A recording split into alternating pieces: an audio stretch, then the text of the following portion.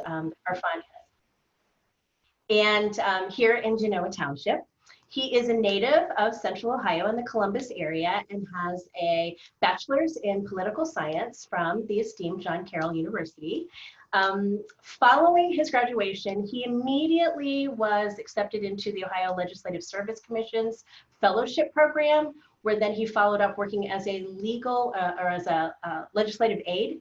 And he worked in the House on staffing the Ohio Public Utilities Committee, which you will see was something obviously he must have been passionate about, because from 2002 to 2017, he worked as the government relations manager for Time Warner Cable. And during his time as our representative, he has been and is the vice chair of the House Public Utilities Committee. He sat on Agricultural and Rural Development, Rules and Reference, and State and Local Government Committees. He is also serving on the Ohio Retirement Study Council, which oversees the state's 5 public employee pension funds, the Statewide Emergency Service Internet Protocol Network Steering Committee, and the Ohio Power Sitting Board, and the Public Benefits Advisory Board. And he and Jill and cute little Isabella reside here in Genoa Township, where I obviously live and love. So Representative, would love to hear more from you before we start asking you questions. No, thank you. It's wonderful. I appreciate being here, and I would hate to say it, but you know, Isabella is not so little and lovable anymore. She is lovable. She is a spry 14-year-old freshman at St. Francis de Sales. So, but no, everybody's good. Everybody's healthy, and you know, we're counting our blessings these days, especially amidst the pandemic. So there's just a lot going on here in the Ohio House. Everything really circles back to the upheaval we had in leadership with the arrest and indictment of our former speaker, Larry Householder, on racketeering charges. We are all very fortunate to have a good, decent, brilliant man in Bob Cupp now serving as our House Speaker. You know, and then sometimes in situations like this, you almost kind of want that reluctant leader, you know, somebody who did not have designs on being in leadership or running the show, but, you know, when there was a vacuum, we needed someone to step up. We had someone of his caliber. I mean, he had served in the Senate for a couple decades. He was a city prosecutor, he was a county commissioner, and he was a Supreme Court justice in the Ohio Supreme Court. So, but you know, anybody that knows him on Capitol Square will vouch that he is just, he's a very humble, very thoughtful, deliberative man. And I'm, you know, with all these messes that we are in the process of trying to clean up, he's the right person to steady our ship. So I'm very fortunate that he has brought me into the fold kind of as part of his transition team. So I'm here at the Rife Center today.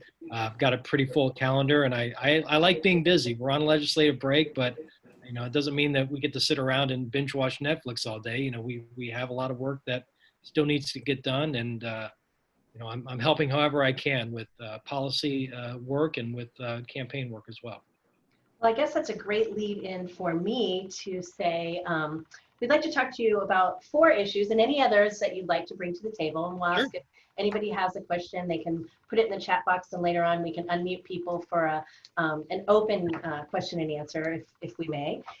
First thing is, we know that you are a joint sponsor of House Bill 13, which creates residential broadband expansion programs for Ohio. We'd like to hear about your passion about the bill, the creation of the bill, and in more detail what the bill does. We know that it hopes to bring, I think, like over 1 million Americans that don't have stable internet. So please share with us a little bit about it, because we know it'll help us too. Sure. Gosh, where do I begin? I mean, this is my baby. This is my signature legislation, and it dates back to Sarah had mentioned I worked for Time Warner Cable for 14 years, and I was the liaison between the company and hundreds of local governments that we serve. And time again, the most frustrating conversations I would have would be with a township trustee or a mayor or a council person who would say, look, you serve our community, but you know, we have pockets, you know, we have homes down this street or a cluster of homes over here that are just kind of off your pole line and can't get access to internet service. And so, I would always go and we'd order an engineering study, and sometimes we could, run a line and easily pick up a handful of new people. But more often than not, we couldn't do it just because it was so cost prohibitive. Maybe the homes were spaced too far apart, or for whatever reason, the cable companies, just like the phone companies and any other internet service provider, they have construction build out models. And so they're going to plug in a variety of variables, the cost of materials, how many homes would be expected to receive the service, rates of return. And, they plug it all into that formula to calculate whether or not it makes sense to make that investment in infrastructure to serve those individuals. So I feel like I had a really good handle on the barriers and the economics that go behind deploying this type of infrastructure. But then I also spent 7 years as a township trustee in Genoa Township. And so I kind of found myself on the advocacy end of it. Genoa Township, for those of you who know, I mean, it's an affluent area. It's suburban southern Delaware County. And at the time, we actually, and we may still have pockets and clusters of households that for whatever reason do not have access to high-speed internet, which is amazing. Normally when you hear about this, you're thinking, oh, it's maybe Belmont County, or it's Appalachia somewhere, or, Van Wert County up in Northwest Ohio. Delaware County, I mean, there isn't a single community throughout the state that does not have unserved households in one shape or another. So anyways, what I tried to do when I took office here, I knew that the importance of high-speed internet, it is quite frankly, I think, the great social equalizer of our time. I don't think I'm exaggerating when I say that. I mean, it brings together, educational resources, commerce, just knowledge, across the oceans. Allows people to communicate with each other, and it's just anymore. It is essential service. So I try to kind of bridge those two perspectives I had in my background, understanding the business side of it, but then also understanding the advocacy side of it. And so I crafted what was then HB 281 in the last General Assembly. And I came in and I was a freshman, and look, I had this idea, and I didn't want to get laughed out of the room. I didn't want to be, the freshman that comes in and he's got this moonshot of a program and he wants, $5 billion to cure the problem. I didn't want to get laughed out of the room. So what I did was I tried to design a much more smaller scale proposal that we would go in and provide grants to help offset construction costs to get over the cost barriers that are preventing deployment to those houses. And I was thinking more about doing projects at a very small level. Just again, a cluster of homes over here, a street over here. I wasn't really trying to, get too ambitious with it. But, over time, we actually did get that legislation passed out of the House. It failed in the Senate. And I was only asking for $2 million, which really is not going to go very far in terms of the scope of money that's going to be needed to combat this. But in any case, we got it through the House. We had a lot of really good dialogue on it. I was able to bring in stakeholders from across the industry, cable, phone, fixed wireless, satellite, all the local government groups, a variety of just, it was really kind of a who's who of proponents that lined up that understood the importance of this. The Farm Bureau in particular has been very supportive, because they understand the needs, the applications that could be used for agriculture. The Ohio Library Council has been extremely supportive of this because, they are often the fallback option for people that don't have access to high-speed internet. So when we kicked off this General Assembly, I had discussions with both the governor's office, and at the time, Governor DeWine was the new governor, and with Speaker Householder, who had just taken office as Speaker. And both of those offices had said, look, we like your idea, but if we're going to do this, let's do it right.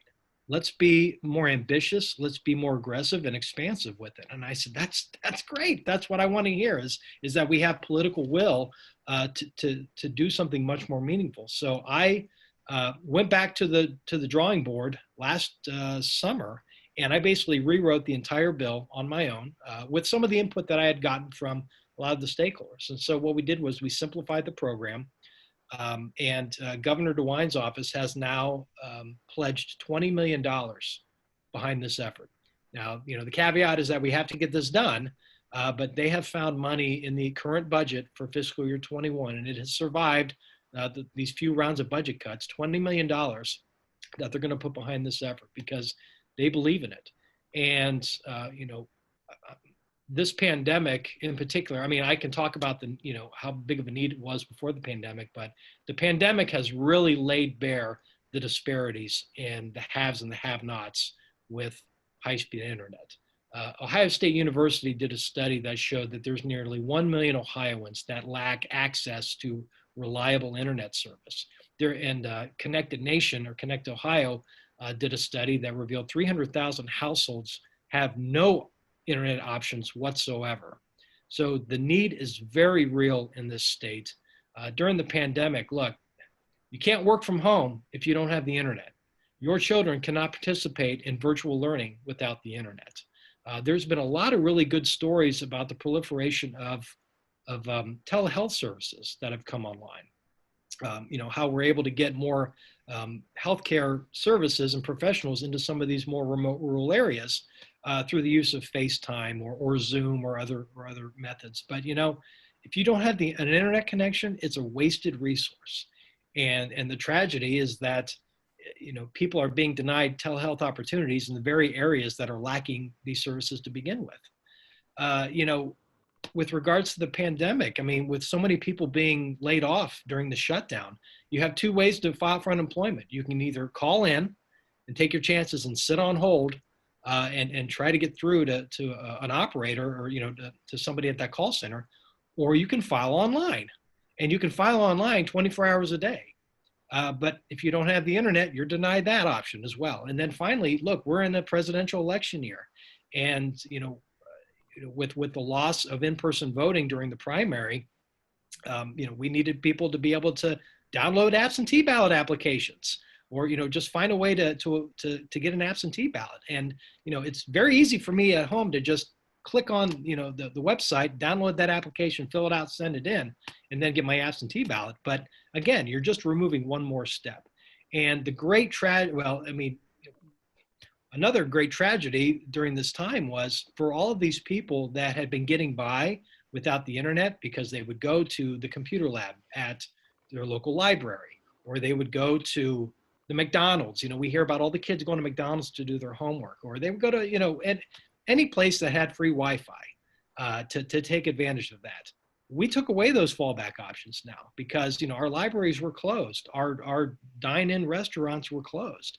So, that resulted in a lot of people literally sitting in parking lots outside their libraries. And our libraries, to their credit, stepped up in a big way. They left their Wi-Fi on and tried to boost their signal to make sure that people could still access that service. But you have people sitting in parking lots outside of fast food places and outside of the libraries so that their kids can do their homework, or that they can go online and look for jobs or apply for jobs. I mean, good luck trying to apply for a job that's not online these days. So there's just such a dramatic need for this service anymore. But we were able to get it out of the House. I was thrilled with that. And we got out of the House before we adjourned for summer break.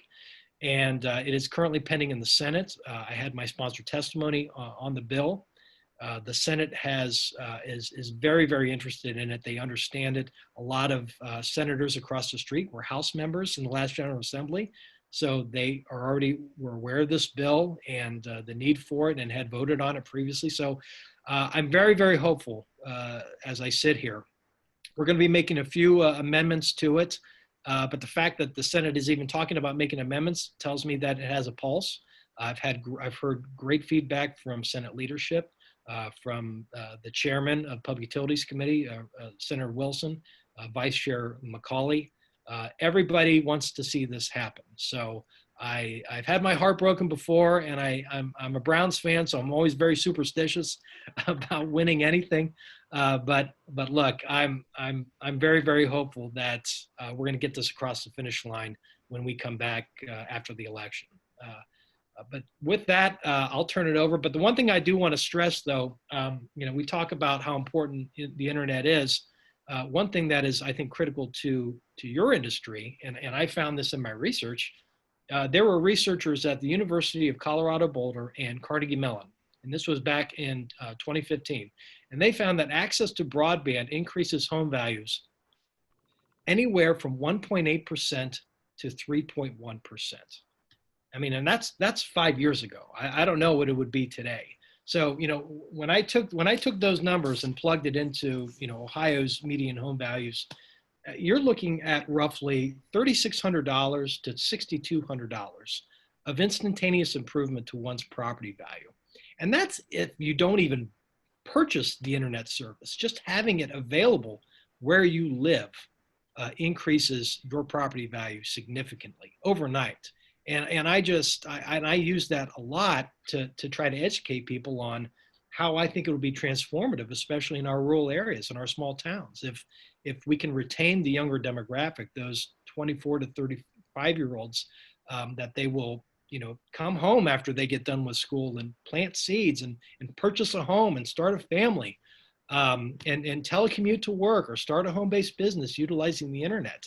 That's going to be a great thing, and it's going to bring in income tax revenues and other revenues for those communities. So,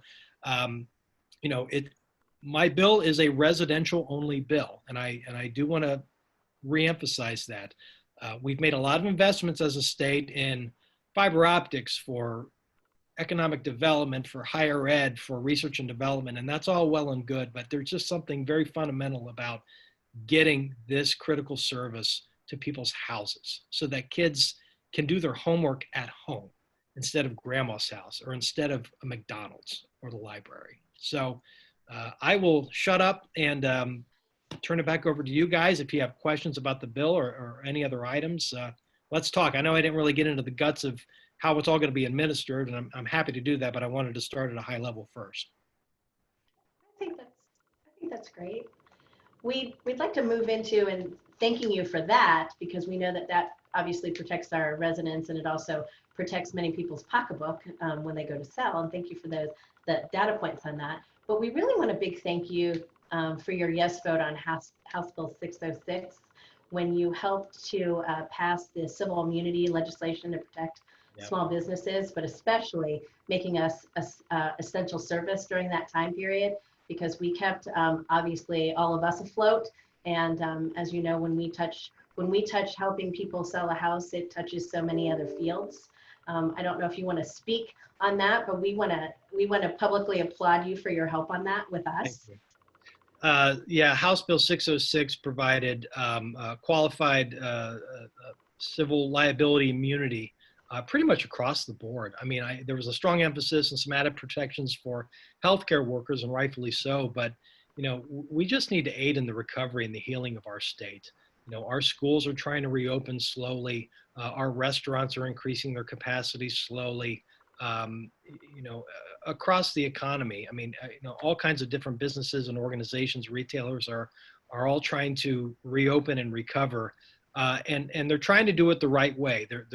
They are taking the responsible measures that need to be done to guarantee, maybe not guarantee, but to try to ensure the safety and health of customers and their employees. And we need to give them the confidence booster to positive reinforcement that you need to be doing the right thing first off, but then also that we want to help you in those efforts. And what is going to complicate things as we recover is the threat of lawsuits. Just the worry that somebody's going to walk into a retailer or a restaurant and plop down a receipt and said, I was here on Tuesday and I ate here or I shopped here and I got COVID a day later, or I tested positive for COVID and I'm pretty sure I got it here. It's tough, and that hits the mom and pop folks especially the hardest, because they don't have the sophisticated HR capabilities or the legal capabilities to navigate all of these things. And a lot of them are out there just trying to do the right thing. And more often than not, if someone comes in and threatens to sue, they're going to pay them, or they're going to pay their medical bills, or they're going to do whatever they want to do, whatever needs to be done, just to try to take care of the situation. And so again, it's the threat of lawsuits that is really holding back a lot of continued reopenings. And we don't want to give anyone a pass to be irresponsible. And I really want to emphasize that, this is not some get out of jail free card where, you can stop, wearing masks or cleaning tables or, doing what you need to do. No, I mean, this qualified immunity, it's qualified for a reason. I mean, it's for the businesses, for the establishments, the nonprofits, the schools, you name it, that are taking those measures. So it's really important. Speaker Cupp had actually appointed me to be the conference chairman on getting that across the finish line. And I was very honored that he asked me to do that because I had told him, as had others, I said, you are the speaker now, and your very first act as speaker needs to be to pass this critical liability immunity bill, because universally we had heard from across every segment of our economy about how important it was to get this done. So I'm appreciative to him for that. We had some discussions with the Senate on having a proper sunset date. This was not going to be permanent, never was meant to be permanent. But the original bill had it sunset at the end of this year, which really doesn't do us any good. I mean, the hope was that we would have passed this months and months sooner. So we did decide on a sunset date of September 30th of next year. So, and there is a retroactivity clause to make it retroactive to March 9th when the state of emergency was first declared. I don't know if that'll hold up in court or not, but it's in there. So it will be, we did not have an emergency clause. We did not have support from the Democrats for that. So unfortunately, it will take effect 90 days after passage. I think it's timed around, I think, early to mid-December. I don't have the exact date of when it will actually go into effect. But look, from that point until September 30th of next year, we'll have that immunity in place. And I think too, it's a good date because as our schools reopen, when they come back to school next fall, I think the hope is that hopefully we're in a better place, both economically and health-wise. But if they can reopen physically and bring students back in, whether it's K-12, whether it's our colleges and universities, let's help them get through that first month or so, with that liability immunity in place. So, no, really, really, really important bill that provided a lot of a much needed shot in the arm across the economy. Well, thank you. We are grateful for that. We are obviously, it's no surprise, we are a big supporter of SB 139 regarding the creation of a first-time homebuyer savings program here in Ohio and allowing for the tax-deductible savings accounts to be established by Ohioans who want to buy their first home. So we look to you for support on that. It seems like it falls in things that you would believe in. Love to talk to you a little bit about that and get your opinion. And if you have any questions for us, we'd like to be able to air that. Yeah, I mean, I have a kind of a peripheral understanding of it. I mean, I went online and I looked at it. I mean, it is a bill that is still pending over in the Ohio Senate. So, I have not had any meetings on it. There's no reason for me to have meetings on it because you got to get it, get it across the finish line over there first. It comes over here, and that's when, you start working on this side of the street. But, you've got two very, very good sponsors in Teresa Gavarone and Bob Peterson. Bob Peterson in particular being, in leadership. It's look, I mean, anything you can do to provide, to promote home ownership. I mean, it's a great thing, for people starting out in life. It's going to promote just all kinds of stability in our communities. I don't claim to know what the hang up is on it, if there is a hang up, or if it's just, kind of fell into a black hole like so many other bills, when the pandemic hit and we had to put the brakes on so many things. So I guess I'll maybe look back to, some of the legislative affairs folks on this call. Yeah. Spencer, Beth, I don't know if you guys can kind of handicap or give a little bit of an update on some of the chatter across the street with it. Yeah, we sure can. This really started out, going full steam ahead. And then there was a legislator who was interested in allowing the bill to be used out of Ohio. which is kind of counterproductive. So we had some challenges there trying to convince that senator that, the whole impetus of the bill was to have people buy homes here in Ohio, stay here, build roots. I mean, we have a lot of outbound migration. I don't know what that looks like, over the last year or so, but yeah, it stalled over there. And then we were actually working with some House members to get it introduced in the House. And then, I kid you not, I was sitting with Representative Shearer and Representative Wilkin and Representative Swearingen, and they all got a text message saying, the governor's going to announce something at 2:00, and that was COVID. And so COVID has just derailed everything. And so it's just not the right time right now to look for this type of legislation. Our economy is struggling. Even though a lot of our members are doing very well and the market's very hot, there's just not a lot of interest in these types of bills right now. So we're gonna continue to work on it when the time is right. It's important to us and our membership, and hopefully we'll get it across the finish line. But yeah, it's something that's been talked about for a long, long time by our members. And again, when the time is right, we'll try to move it again. But COVID just ruined all our fun. So. Well, I mean, and looking at the bill, I mean, creating this first-time home buyer savings account, it doesn't even have to necessarily be the buyer creating this account. I mean, That's right. If I'm reading it right, I mean, you could almost set it up for your children. I mean, Mm-hmm. and as almost kind of like a college account, but set up a separate account and start putting a little bit of money here and there to start building a little bit of a nest egg to give them some help on a down payment for a house when they get older. It sounds like something right. that's very forward thinking. Thank you. And it's a small tax benefit. It's, if you don't have any money, it's not going to help you get into a house. It's really to promote smart saving and to help, particularly younger folks who haven't been through this process, haven't really looked into the process, and then they'd go and they decide they want to buy a home, but then they don't realize they need, a pretty significant chunk of change. So this is just to help them start thinking about the process, and then you do have to use it within that 15-year period or pay back taxes. So yeah. It is, hopefully, it's something that the legislature will like. We've talked to a lot of folks who like the bill, but of course it's just not the right time. So. Yeah. Well, and to your point too, we got to make sure that we keep it clean as well. I mean, a lot of thought has gone into this. I don't think this is the first iteration of the bill either. That there's just been a lot of time and dialogue and testimony given on this. That when you start inserting other dynamics into this bill, it complicates things, and then it kind of takes you off that straight path. It does. Yeah. Well, thank you. Mm-hmm.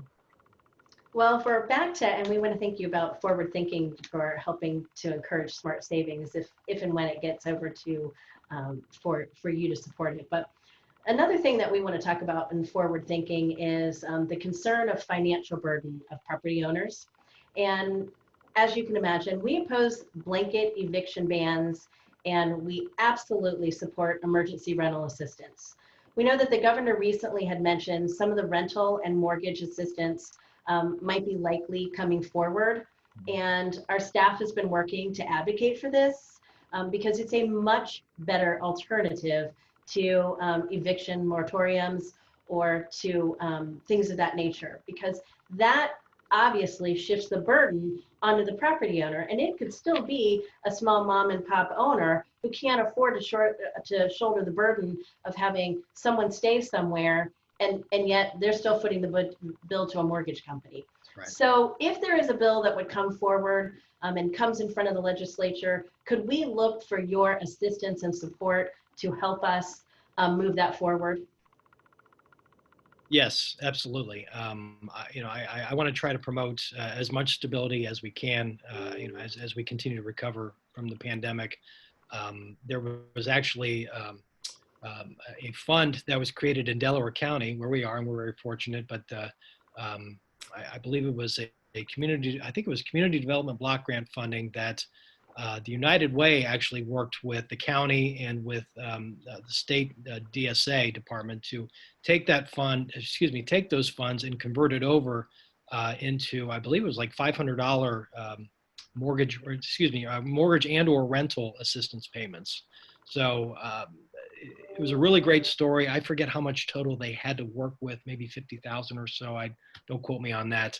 But if you Google it, you can find the press release where they talked more about that program. It may actually still be up and running, but it was to provide mortgage assistance, rental assistance, utility assistance, because that's it. I mean, the last thing that people need, if they're leaving, if they're working, hand to mouth, paycheck to paycheck, and during this time of uncertainty, if they may be out of a job, they don't need to be tossed out on the street at the same time. So, we want to make sure that people are getting through this. It's hard for everybody. Everybody's having to uproot their normal lives, with their children either being educated at home or a hybrid system, and childcare is being disruptive. I don't think we're still fully back to people being able to get proper childcare for their kids because of the ratios in place, but it's tough across the board. And so, we understand that everybody's trying to do the right thing. We know that a lot of landlords were very gracious, in the early portion of this pandemic, and providing either some kind of a forbearance or some breaks on rental assistance. But you're right, they can't foot that bill forever, and we shouldn't expect them to have to foot that bill forever. So I would be very supportive of some kind of a measure to help offset that. I'd want to know where the money's coming from and just make sure that it's something that's fiscally sound. And you never know. We may very well have some more CARES Act dollars coming down the pike. We know that we have a few $100 million more CARES Act dollars that I think are still out there that we have yet to disperse. And there are some different ideas on how to do that. So I would certainly be willing to entertain and support making sure that money is getting to the people that need it the most. That would be wonderful. We would really greatly appreciate it. Thank you. I'm going to do Q&A. I know you have a full schedule, Representative, but I think plenty of time. We're good. All right. Anybody have any questions for Representative Carfagna? Talk about whatever you want, political, policy. Ooh. Okay, I have a question. Okay. What are you interested in moving during lame duck? Oof, wow. If you had to, choose a few things. Well, House Bill 6 is at the top of that list. Sure. And I will preface this by saying that, House Bill 6, that's the subject of all this controversy. We have a speaker who's indicted on racketeering charges, a $61 million alleged bribe over this legislation. I did not vote for House Bill 6. I voted against it. The speaker did try to lean on me to vote for it. I mean, nothing that I would have, considered illegal, but there was a lot of pressure on me to vote for it. I did not support Speaker Householder. I didn't take any dark money or any money from him. So I feel somewhat vindicated for maybe a period where I was in the doghouse there. But nevertheless, it's a very sad time for our institution. And, I can split hairs all day about these things, but, the reality is that people don't perceive elected office as a noble profession anymore. And that's really sad. We hold our teachers and our first responders and our military in high regard with public service, but not for people in elected office. And I hope we can, we need to work to try to overturn that. And I think the only way we do that is by working on the things that we've been putting off for so long. We have to fix, correct, overturn whatever House Bill 6. I'm on the committee to do that. I think in lame duck, you're going to see a very serious push to overhaul school funding. Our new speaker, Bob Cupp, is the author of the Cupp-Patterson proposal. And that is the product of it's probably 2 years worth of work on his part and John Patterson, who is a Democrat from Ashtabula. And I was actually fortunate to be part of a working group that put some of the variables into that bill. But I don't know where we're going to be financially with it, but Mhm. I know that the speaker wants to make a push to get that framework in place, get Okay. that legislation passed out, set the table so that depending on where we are in the budget next year, that we have made a commitment to hopefully once and for all address school funding in a comprehensive manner. And Great. the great thing about this is that there's a lot of input from superintendents, from school treasurers, from teachers, and you didn't always have that. You got Mhm. people here in Columbus that think they know more than the folks back home, and it was a very, very collaborative effort. Some of the other lame duck things, there are a couple bills dealing with dark money, Mhm. transparency. You may have seen those bills rolled out. Mhm. I don't have a crystal ball as to where those are going to go, but I don't think that topic's going to go away anytime soon. Sure. Simply because, with this whole First Energy HB6 scandal, the crux of that was that you have 501c4 organizations that were created to basically launder money. And there's no transparency. You can donate sums of money as an individual or business to these C4 organizations, and under the cloud of darkness, under anonymity. Now, that's going to be controversial. I mean, we've got all kinds of ballot issues out there, whether it's to do something with minimum wage or to do a variety of other things. And there are business groups and individuals that kind of enjoy being able to give to causes like those and not have to, be transparent about it. But I don't begrudge anyone. I mean, look, if you want to put your dollar behind a cause, have at it. Yeah. That's free speech. But we're at the point where you need to follow the money and know who's contributing to where. So again, I don't know where any of these bills are going to go, but I am Mhm. all for at least on the portion of the C4 that is going to go towards campaign efforts for a particular cause. We need to know where that money is derived and coming from. Interesting. Yeah. I think a lot of our members have been following this. I mean, of course, we have almost 35,000 members now, but so many of them are politically engaged and, following what you've been talking about. So thank you for offering that. That's really interesting.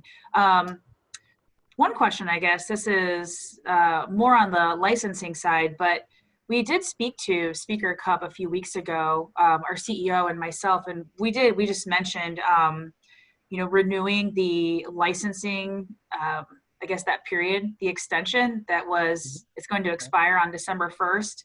And I've heard that is something that the legislature and the governor's office is interested in doing. Have you heard anything about that or any wisdom on that? I have heard in more broader details. So let me back up. In the early stage of the pandemic, we passed a very large bill, HB 197, that provided a lot of these extensions Right. for licensures and all kinds and thank of different. you for that. Sure. We provided relief on school testing, for our kids, just knowing, look, this year is kind of shot to hell, quite frankly, and we're just gonna, just hold people harmless here for an extended period. Well, those deadlines are coming up, to your point, Beth. So I have heard that I think there probably will be a bill that is going to be put together here that is going to look at a lot of things that were granted in the first round, and probably extend a lot of these deadlines out to perhaps June of next year, June 30th. Okay. Again, maybe not indefinitely, and I don't want to promise you that, Sure. Anybody here is going to get any sort of, immediate relief. But, one other example of that was we gave the ability for local governments and boards and commissions to meet remotely, like we're doing right now. Mhm. So that way, if a city council wanted to meet and they didn't want to do it in person because everybody's close together and they didn't want to spread the virus, they could meet over Zoom or Facebook Live, and it still would count and they could have continuity of operations. That's something that we would want to extend. The ability for a lot of these boards and commissions to still be able to congregate, albeit through teleconferencing or video conference calls. That's an example. I mean, there's just a lot of things that are going to be expiring in early December that we need to re-up. So it wouldn't surprise me to see us act on that. Great. Well, we appreciate that a lot. Did you bring your favorite mug with you? Yeah, I did. This is my St. Francis de Sales High School. Oh, cool. My alma mater, There my you go. parents' alma mater, they met there. My Oh, daughter, wow. again, is a freshman there.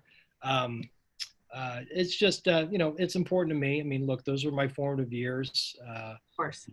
I come from a small family business, but, my father told my brothers and I to, get an education and spread your wings and do what speaks to you in life. And so Wonderful.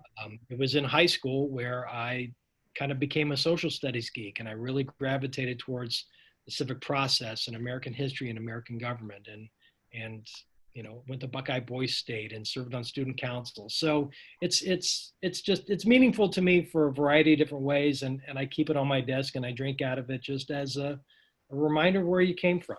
Of course. Well, it's a great school.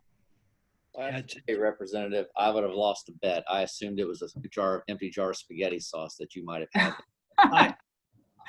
I have 3 cases of spaghetti sauce in the credenza. I know you can't see it. So my father, a quick story about that. When I was moving in here after I first got elected, my father helped me move in boxes, and he said, "You gotta bring some sauce, keep in your office." Like, what? Like, that's the stupidest thing I've ever heard of. And he's like, no, when people come and visit, you hand them out, you be gracious. And he goes, and it's good advertising for us. And I'm like, okay, I've probably given away like 30 cases worth of sauce over time. In fact, we reached a point where we would have meetings, and then there'd be word of mouth, and all of a sudden these meetings would go from like 1 or 2 people to like 4 people. That's and awesome. All right, like I'm all tapped out. I got no sauce. I'm sorry. That's right. Yeah, I did not. I don't work for the family. I grew up working in the family business. I don't currently work in the family business. It's something that I'm very proud of, and it's good to know. Hey, if politics doesn't work out, I'll go roll meatballs for a living, and I'll be okay. That's right. I think I told you this once, but my memory of Carfagna's is my mom dragging me there and me just being so irritated and bored while she just looked at every little thing and just thought about what she wanted. I was like, oh, can we go? So that is my memory of Carfagna's. And of course, it's all delicious. Thank you. Well, thank you. If we don't have any more questions, we'll let Representative Carfagna go. Any last questions? Yeah, please. Any questions at all? I have to tell you, my experience with virtual learning, I have a first grader, and when all this started, I was teaching my son, and it was just so complicated. Not because the homework wasn't hard or anything like that, but it was really stressful. Balancing my work, making sure he's getting the attention he needs, and we had stable internet. But we would have these glitches where it wouldn't work quite like it needed to. And I thought to myself, gosh, like, how are folks doing this who don't have a laptop, who don't have access to reliable internet, who don't have parents who can be here with them? So we really applaud you for taking the lead on House Bill 13. It's so important. And of course, COVID has really highlighted how those inequities are very pervasive in Ohio. So thank you again for that. Yeah, and if you guys are talking to any of your senators back home, on the campaign trail or whatnot, tell them, just stress the importance of it. Sure. We've got a real good window of opportunity to get this done. $20 million is not going to cure the problem in the state of Ohio, but I'll tell you, it's going to make a very meaningful dent out of the gate. And I'm really confident we can get this passed. We can get the program set up, administered. I know that the providers will start applying for these funds to build out to certain areas of the state. There's a lot of last mile projects that can be done in short order and very quickly. And so I would hate to hit the reset button on this, but I'm confident we get this up and running, that money's going to be exhausted, and then we can make a really good argument going into this budget about the need to invest even further. So, absolutely. You guys have been tremendous advocates for it. You understand the need in so many different ways, and I can't thank you enough. It means a lot just to have people vouching for my idea. Of course. Well, you have our commitment to help you as much as we can, so we'll look forward to doing that. Okay. Any other questions? Sarah, any final words? I'll let you wrap it up for us. Well, Thank you again for spending time with us and letting us get into your office virtually and hear all this going on, and give you the kudos and appreciation that we'd like to share with you, and then also have you give us some intel on what's going on in the world downtown. So thank you again. I will leave you with one. I know, I feel like we can't get off this call, but I will leave you with one more bit of advice. I mean, we have so many new members of the legislature. We have 99 members of the House. I think we are up to like 43 or so that have been in office for 2 years or less, which is, I mean, that's just term limits here in Ohio for you. But a lot of them, they don't know what they don't know. And, you know, they're good people. They bring, you know, a lot of really good skill sets to the table, but you know, to whatever extent your organization, your members can find an excuse, find an opportunity to get to know your legislators, your House members, your Senate members, have a cup of coffee, you know, go visit them in their office or out in the district. You don't have to even have an agenda. Just build some familiarity so that when the time comes and there is a critical piece of legislation that's out there, you've made that connection, you have that familiarity, and you've got your foot in the door to be persuasive with them. So I cannot stress that enough. There's just a lot of learning curves associated with this office, and we have just a lot of newbies here, and people are open to ideas, and that's wonderful. But again, they don't know what they don't know, and they're going to need you and your membership to educate them on the problems that are out there. Sure, definitely. Yeah. Well, thank you again, and we'll look forward to seeing you. Hopefully COVID will calm down and we'll actually get to do some normal work again. So thank you again, everybody, for signing on. We really appreciate it. And thank you, Representative. Good luck to all of you in the housing market. I hope it continues to be robust, and I wish you guys all the best. Thank you. Thank you very much. Bye. All right.